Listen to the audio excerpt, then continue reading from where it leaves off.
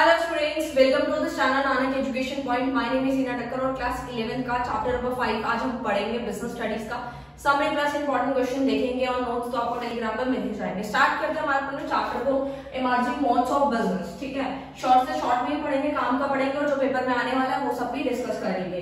तो देखो, ई बिजनेस क्या होता है। बिजनेस तो हम पढ़ चुके हैं। ई स्टैंड्स फॉर इलेक्ट्रॉनिक, यानी कि आज के टाइम में हम अपने बिजनेस को किस तरीके से बढ़ा सकते हैं आप लोगों को तो बताने की जरूरत ही नहीं है, क्योंकि अगर हम कोई भी चीज देखते हैं तो हर चीज कहाँ देखते हैं, ऑनलाइन सर्च करना स्टार्ट कर देते हैं। तो किस वजह से देख पा रहे हैं, क्योंकि जब बिजनेस ग्रोथ में आया है सारी जो शॉप्स हैं वो ऑनलाइन रजिस्टर्ड है, जिसकी वजह से आप जो है सर्च करने सबसे पहले एप्लीकेशन में जानते हैं। लाइक कोई भी चीज लेनी होती है, मिंत्रा में जाते हैं, शॉपिंग आईडी है, अमेजोन पे जाते हैं सामान खरीदने।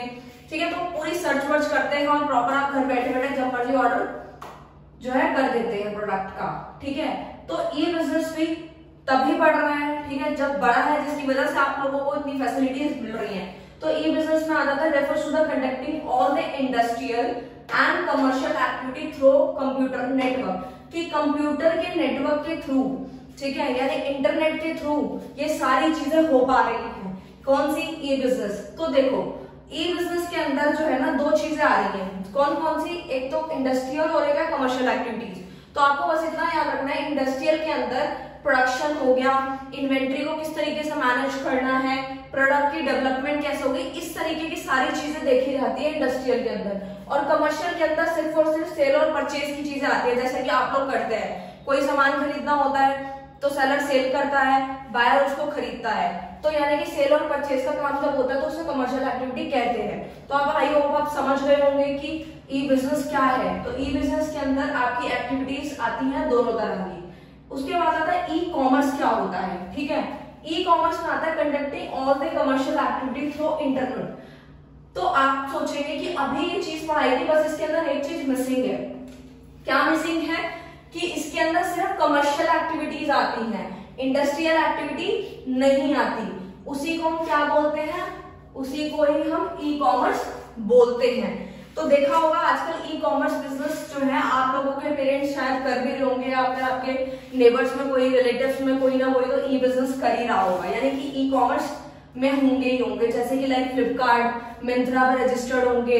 आजकल तो बहुत इजी है, घर बैठे बैठे जो है इतनी सारी फैसिलिटीज हैं कि आप लोगों को करना क्या है, रजिस्टर्ड हो जाना है, जीएसटी नंबर चाहिए और उसके बाद जो है प्रॉपर आप जो है एज अ सेलर वर्क कर सकते हो, अपने घर बैठे बैठे अपने सामान को सेल आउट कर सकते हो। तो वो आता है ई कॉमर्स के अंदर, सेल करना और परचेज करना, तो वो ई कॉमर्स का पार्ट है। तो आप सोचेंगे दोनों में डिफरेंस क्या है, ई बिजनेस में और ई कॉमर्स में। तो आप सिंपल याद रख सकते हो कि ई बिजनेस के अंदर दो एक्टिविटीज आती है, इंडस्ट्रियल भी और कमर्शियल भी। ठीक है, यानी कि ई बिजनेस को याद रख सकते हो एक बड़े स्केल से, क्योंकि वो बिजनेस है, और ई कॉमर्स जो है उसका स्केल बिजनेस के मुताबिक छोटा है, क्योंकि उसमें सिर्फ कौन सी एक्टिविटीज आती है, उसके अंदर सिर्फ और सिर्फ कमर्शियल आती है, यानी कि सेल और परचेज की चीजें ही आती हैं। आई होप स्टूडेंट आपको अच्छे से क्लियर हो चुका होगा। उसके बाद चलते हैं हम अपने ई बिजनेस के स्कोप पे, कि ई बिजनेस का क्या स्कोप है। अगर हमें पढ़ाया जा रहा है तो इसका कुछ ना कुछ तो स्कोप होगा ही होगा, ऐसा तो नहीं है कि नहीं होगा। तो देखो, B2B का मतलब क्या होता है? B2B का मतलब होता है बिजनेस टू बिजनेस। ठीक है, तो बिजनेस टू बिजनेस में क्या होता है कि सामान जो है पहुंचाया जाता है। जैसे कि इसका एग्जांपल है प्रोड्यूसर और सप्लाई ले लीजिए, या फिर होलसेलर और रिटेलर मुझे बेस्ट एग्जांपल लगता है, आप लोगों को अच्छे से समझ आ भी जाएगा। जैसे कि मैं आप लोगों को समझाती हूँ यहाँ पर, जैसे कि कोई होलसेलर है, एक स्टेशनरी की शॉप है। ठीक है, स्टेशनरी की शॉप है, उनकी शॉप जो है वो होलसेल की है। होलसेल मतलब होता है जो बल्क में सामान देते हैं, एक दो पीस नहीं देते हैं। ठीक है, तो वो होलसेलर है। ठीक है, एक स्टेशनरी की शॉप, ओके फाइन। और एक शॉप है रिटेलर, जो आपकी लाइक गली वगैरह में है। ठीक है, वो भी स्टेशनरी की है। तो ये जो रिटेलर स्टेशनरी वाले हैं, ये होलसेलर स्टेशनरी वाले के पास जाते हैं और 12 पीस या 15 पीस किसी भी चीज के लाइक मार्कर्स ले लीजिए कि 15-20 या जितने भी क्वांटिटी में वो लेकर आता है उसको बेच देते हैं। तो वो क्या है, वो बेसिकली है हमारा बिजनेस टू बिजनेस। ठीक है, कि दोनों ही क्या कर रहे हैं, दोनों ही बिजनेस के अंदर काउंट हो रहे हैं, तो वो आ जाएगा B2B में। ओके, उसके बाद आता है B2C, यानी बिजनेस टू कस्टमर। बी मतलब जो है बिजनेस है, सी मतलब कस्टमर है। तो बिजनेस टू कस्टमर क्या होता है?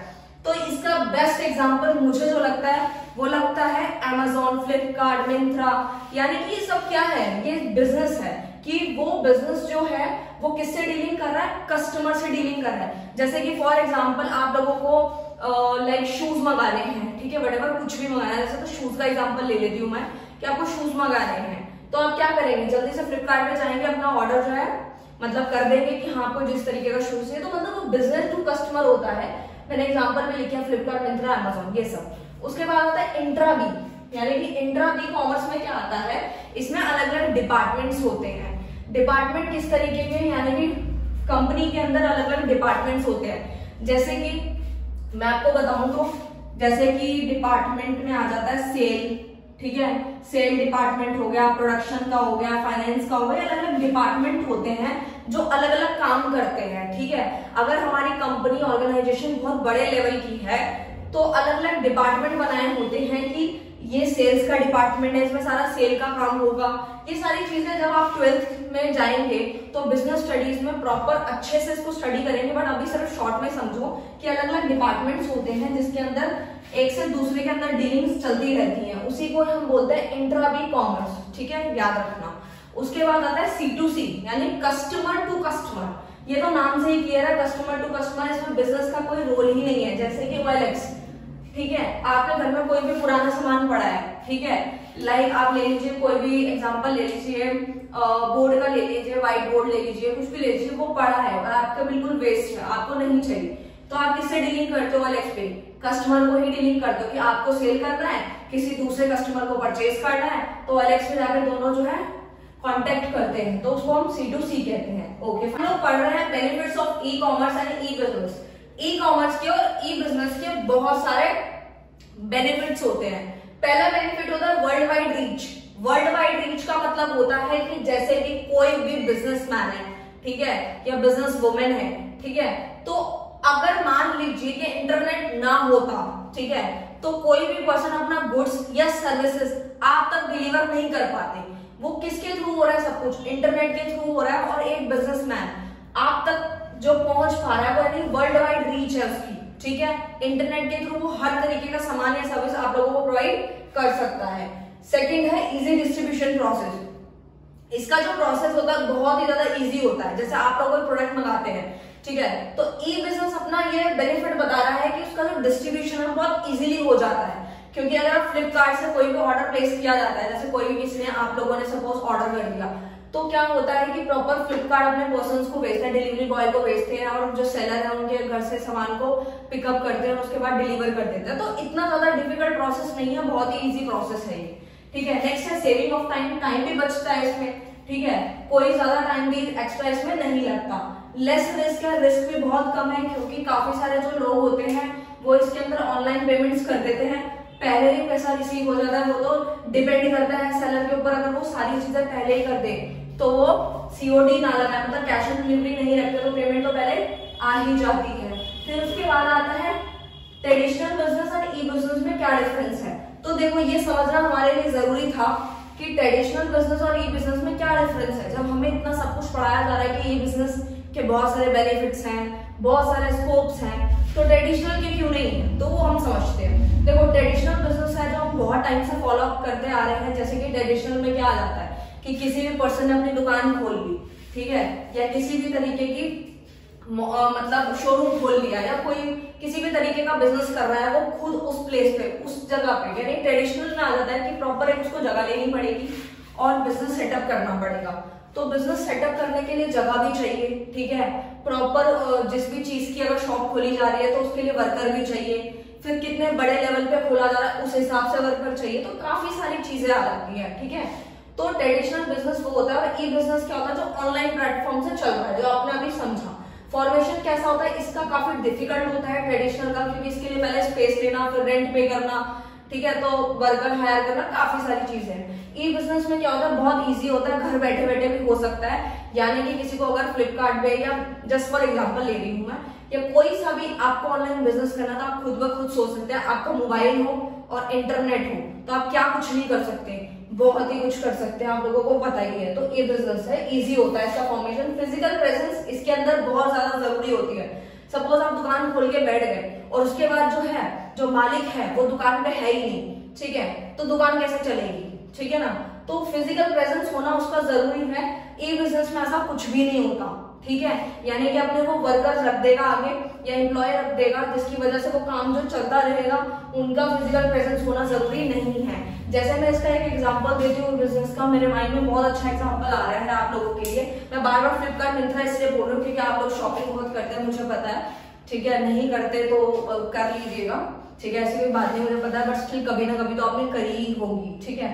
तो ई बिजनेस के अंदर बेसिकली ये आ जाता है कि मैं एग्जांपल दे रही थी आपको कि जब आप कोई भी फ्लिपकार्ट से या कोई भी चीज जब मंगवाते हैं, ठीक है, तो उसके अंदर जो होता है, जो मालिक होता है वो आपको कभी भी दिखाई नहीं देता, ठीक है। जैसे आपने कुछ ऑर्डर किया, ठीक है, तो आपको ये नहीं पता चलता, आप कभी उससे मिले नहीं हो, ठीक है, तो फिजिकल प्रेजेंस तो कभी दिखाई देता ही नहीं है। बस आपको अपने ऑर्डर से मतलब है, उसकी क्वांटिटी और क्वालिटी से मतलब है, ठीक है। ग्लोबल रीच इसमें बहुत कम होती है। आपको पता है ट्रेडिशनल जो बिजनेसेस होते हैं जो ऑनलाइन रजिस्टर्ड नहीं है, सिर्फ अपनी शॉप अपनी दुकान तक ही सीमित होती है, मतलब अपने एरिया तक ही सीमित रह जाते हैं वो लोग। ज्यादा से ज्यादा थोड़े से किलोमीटर तक उनको मतलब जाने लग जाएंगे लोग, लाइक 2 किलोमीटर 5 किलोमीटर इतना, ठीक है, या थोड़ा बहुत और भी ले लीजिए, बट बहुत ज्यादा ग्लोबल रीच नहीं हो पाती उनकी। बट ई बिजनेस में क्या है, ग्लोबल रीच बहुत ज्यादा बहुत बड़े लेवल से चलती है, ठीक है। जैसे कि कोई भी बिजनेस ले लो, अगर वो कहीं ऑनलाइन पे अच्छा वर्क कर रहे हैं, लाइक एड्स चलवा रहे हैं, अपनी वेबसाइट बनवा रहे हैं, बहुत सारा वर्क कर रहे हैं, तो वो अगर किसी दूसरे स्टेट में भी है या किसी दूसरी कंट्री में भी है, तो भी आप लोगों को उनके बिजनेसेस के बारे में अच्छे से पता होगा। डीलिंग टाइम जो होता है ट्रेडिशनल बिजनेस में ज्यादा लगता है, और इसमें तो आप लोगों को पता ही है बहुत ही कम लगता है, ठीक है, तो बताने की जरूरत नहीं है। Flipkart is the best example for the e commerce. वैसे तो और भी बहुत सारे हो सकते हैं, ऐसी कोई बात नहीं है। देन लास्ट टॉपिक में आते हैं हम लोग कि बीपीओ और केपीओ में क्या डिफरेंस है, फिर हमें अपने चैप्टर को खत्म भी करना है। देखो, ये आता है बेसिकली आउटसोर्सिंग, ठीक है, आउटसोर्सिंग। तो देखो आउटसोर्सिंग क्या होता है, आउटसोर्सिंग में आ जाती हैं वो सारी चीजें जो हमारे को हेल्प करती हैं बिजनेस को प्रमोट करने के लिए। और हम जो है कोई भी बिजनेसेस जो होता है, कोई भी बिजनेस जो होता है वो आउटसोर्सिंग ऑफ सर्विसेज को अडॉप्ट करता है, यानी कि वो सारी जो चीजें होती है वो बाहर से लेता है, बाहर वाले पर्सन से लेता है, ताकि उसका टाइम बच सके और ज्यादा से ज्यादा ग्रोथ कर पाए, ठीक है, तो वो आउटसोर्सिंग होता है। तो बीपीओ और केपीओ क्या है, तो पहला वाला है business processing outsourcing and KPO में आ जाता है नॉलेज प्रोसेसिंग आउटसोर्सिंग, ठीक है। तो पहला वाला B for stands for business, K stand for knowledge, processing outsourcing same ही है, ठीक है। तो इन दोनों का डिफरेंस देखते हैं, ये बहुत इंपॉर्टेंट है, आपके पेपर में आता है कई बार, ठीक है, तो समझते हैं। देखो बीपीओ में क्या होता है ना, बेसिकली बीपीओ के अंदर आ जाता है कि लाइक जैसे कि कॉल सेंटर्स, ठीक है, मैं वाले एग्जांपल से स्टार्ट कर रही हूँ क्योंकि ये वाले टॉपिक में बच्चों को कंफ्यूजन हो जाती है, इसीलिए मैं एग्जांपल से स्टार्ट करूंगी तो आप लोगों को ज्यादा अच्छे समझ में आएगा। बीपीओ में आ जाता है कॉल सेंटर्स वगैरह, जैसे कि इसका एग्जांपल मैं लेती हूँ, अगर आप मान लीजिए आपकी किसी सिम में कुछ प्रॉब्लम आ गई है, ठीक है, सिम में प्रॉब्लम आ गई है या फिर आपका कोई कॉल्स नहीं जा रही है, कॉल आ नहीं रही है, बट अगर कुछ भी इश्यूज है तो आप सबसे पहले क्या करते हो, कॉल सेंटर में लगाते हो, यानी कि कॉल सेंटर में कॉल लगाते हो, ठीक है, और उनसे बात करते हो। तो वो क्या आता है, वो बीपीओ के अंदर ही तो आता है, यानी कि बीपीओ का मतलब हुआ कि अगर कोई बिजनेस है, यानी कि कोई पर्सन है जो अपना बहुत अच्छा वर्क कर रहा है, बट वो ये नहीं चाहता कि वो हर एक बंदे को खुद कॉल करे और एक एक बंदे को, हर एक पर्सन को अटेंड करे कि आपकी क्या प्रॉब्लम है, आपकी क्या प्रॉब्लम है, ऐसा नहीं होता, ठीक है। जब भी आप कॉल सेंटर में कॉल लगाते हैं, कि आपने देखा भी होगा, तो बहुत सारे लोग होते हैं वहां पे, लाइक 6 से 8 हजार या 10 हजार इस तरीके की सैलरीज में वो लोग वर्क कर रहे होते हैं। ये डिपेंड करता है मतलब कॉल सेंटर पे, ठीक है, बट इसके अंदर इतनी ज्यादा नॉलेज की जरूरत नहीं होती। बस बिजनेस क्या करता है, बिजनेसमैन क्या करता है, ये बीपीओ को अडॉप्ट करता है, यानी अपना काम जो है वो बाहर वाले लोगों से करवाता है ताकि उसका टाइम बच सके और वो उस टाइम को बचा के कुछ और भी इन्वेस्ट कर ले ताकि वो एक टाइम पे ग्रोथ कर ले, ठीक है। इसीलिए बीपीओ को अडॉप्ट किया जाता है, यानी कि बिजनेस को बेसिकली बढ़ाने के लिए है। आप सिंपल टर्म में इसको याद रख सकते हैं कि ये जितना भी प्रोसेस हो रहा है आउटसोर्सिंग का, वो इसीलिए किया जाता है ताकि बिजनेस को अच्छे से ग्रोथ में लाया जाए और एक बिजनेसमैन का टाइम बच सके, ठीक है। तो वो आता है उसमें, यानी कि कॉल सेंटर हो गया, यानी कि कोरियर सर्विसेज हो गई, एडवर्टीजमेंट की कोई सर्विस हो गई, ठीक है। इसमें इतनी ज्यादा नॉलेज की जरूरत नहीं होती, टारगेट बेस्ड होता है कि टारगेट दे दिया जाता है। ग्रेजुएशन 12th वालों को भी रख लिया जाता है, बस इनको बोला जाता है कि आपको कम्युनिकेशन स्किल्स पे अच्छा होना पड़ेगा, यानी कि आपकी कम्युनिकेशन वगैरह थोड़ी देखी जाती है, तो बीपीओ उसमें आता है। उसके बाद आता है केपीओ। केपीओ का लेवल थोड़ा सा बड़ा है, आप इससे याद रख सकते हैं, क्योंकि बात यहाँ नॉलेज की आ रही है, नॉलेज प्रोसेसिंग आउटसोर्सिंग। नॉलेज की क्यों आ रही है, ये भी हमें बिजनेस के अंदर अडॉप्ट करना पड़ता है, इसके बिना तो काम चलता ही नहीं, और ये तो काफी लोगों को करना पड़ रहा है। इनफैक्ट आजकल टीचर्स को भी अडॉप्ट करना पड़ रहा है। कैसे, मैं बताती हूँ उसका एग्जाम्पल। For example websites. अब ये वेबसाइट्स क्या है, जैसे कि मान लीजिए कोई टीचर है, उसको बहुत अच्छा पढ़ाना आता है, ठीक है, बहुत सारे टीचर्स हैं ऐसे, ठीक है, तो वो चाहते हैं कि वो अपनी वेबसाइट्स बनाए, ठीक है, वेबसाइट्स बनाए और एक टाइम पे जाकर उनको ग्रोथ में लाए, मतलब अपने जो इंस्टीट्यूट का नाम उनका बढ़े, ठीक है, इस तरीके से वो अपना बिजनेस को बढ़ाना चाहते हैं। ऐसा बहुत सारी चीजें हो सकती है, मैं कोचिंग का नहीं, और भी एग्जाम्पल्स हो सकते हैं, बट ये उनको हायर किया जाता है जिनके पास अच्छी खासी नॉलेज हो, ठीक है। इसमें कम नॉलेज वाला बंदा नहीं चलता, इसमें कोई टारगेट बेस्ड भी नहीं होता, बिजनेस एंड मार्केट रिसर्च पे काम करता है ये। मार्केटिंग आप लोग आजकल सुनते हैं, जैसे कि कोई भी, अगर आप लोग भी, मुझे नहीं पता, बहुत सारे स्टूडेंट्स जो हैं आजकल तो लाइक स्कूल के स्टूडेंट्स भी यूट्यूब पर वीडियोस बनाते हैं, तो आप लोगों को थंबनेल वगैरह काफी कुछ पता होगा, ठीक है, एडिटिंग वेडिटिंग ये सब कुछ पता है आप लोगों को, ठीक है। तो ये सारी चीजें आती है, एनिमेशन हो गया, डिजाइनिंग हो गई, ये सारी चीजें जो होती है एक नॉलेजेबल पर्सन कर सकता है, और एक बिजनेस को ये अडॉप्ट करनी पड़ती है ताकि वो अपने बिजनेस को ग्रोथ में लेकर आ सके, ठीक है। तभी यहाँ लिखा है रिसर्च करनी पड़ती है, technical analysis, business technical analysis, ये सारी चीजें इसके अंदर आती हैं। जैसे वेबसाइट बनाएंगे तो बहुत अच्छे लेवल पे काम कर सकते हैं, अपने खुद की एप्लीकेशंस बनती हैं, ठीक है, तो इससे क्या होता है कि बहुत बड़े लेवल तक पहुंचा जा सकता है, इसीलिए अडॉप्ट करना पड़ता है, ठीक है। तो मैंने आपको सब कुछ बता दिया है, दोबारा से इंपॉर्टेंट क्वेश्चन भी बता देती हूँ आप लोगों को कौन कौन से हैं। एक तो बीपीओ और केपीओ को अच्छे से कर लेना, पढ़ना वैसे सब कुछ है, बट बीपीओ केपीओ अच्छे से पढ़ना है, और साथ में आप लोगों को यहाँ से ट्रेडिशनल बिजनेस और ई बिजनेस काफी अच्छे से कर लेना बहुत इंपॉर्टेंट है। मैंने पूरा बता दी है। Thank you so much.